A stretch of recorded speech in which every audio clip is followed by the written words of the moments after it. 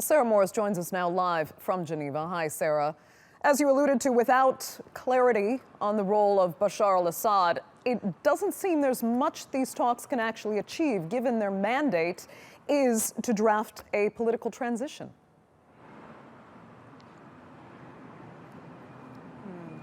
Well, Andrea, even Staffan de Mistura there himself is playing down the optimism when it comes to these talks and softening really any expectations that anything meaningful can be achieved here this time round, or any major breakthrough. He is hoping, of course, that something meaningful can be achieved, and that would be that they can go forward with these negotiations. It may not be that these talks are the ones that broke a peace, but down the track, these talks may have been the ones that started that process. But the biggest hurdle really to get over to start off with is just getting these two sides to talk to each other face to face. Now, we know both of them have come here to Geneva before, and they've stayed in their own hotel rooms and haven't actually had direct negotiations. So that is the challenge. And the opposition delegation, for their part, have called on the regime delegation to meet them face to face, to have direct talks. The opposition says that would show that they were serious about achieving something and would also save time. So Staffan de Mistura today is going to shuttle between the hotels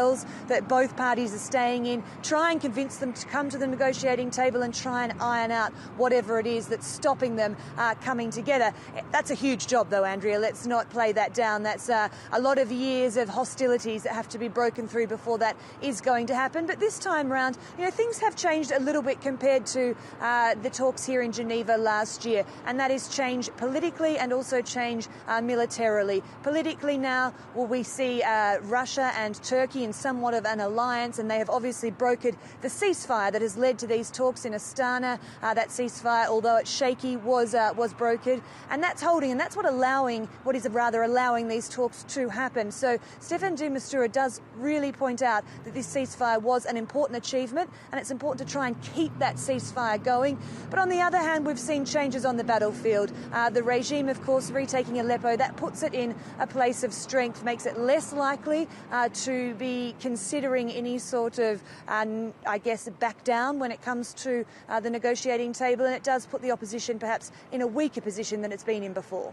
Okay, so given trying to finalize any details on a political transition looks impossible at this point, will humanitarian relief issues at least be seriously addressed? Well, there's many people who do want to see humanitarian issues addressed. Staffan de Mistura, of course, spoke about that yesterday, but he is fairly confident that he wants to talk mostly about this whole idea of political change, and we outlined the three areas he wants to get into, being, of course, the move towards a non-sectarian government, the move towards free and fair elections, and also the drafting of a constitution, which he says must be decided by the Syrian people and not other countries who want to put their 2 cents worth in. But when it comes to humanitarian issues, the biggest help for those humanitarian issues would be keeping the ceasefire in place. And Staffan de Mistura has said he wants the fighting to happen around the table and not on the battleground, as has been the case. We know that Russia has said it's instructed the regime to take its bomber planes out of the air and to stop its attacks. There's urges now for the opposition to also put down their weapons, and that would be the best case scenario for some humanitarian achievements at these talks. Okay, Sarah Morice joining us live there from Geneva. Thanks so much for that.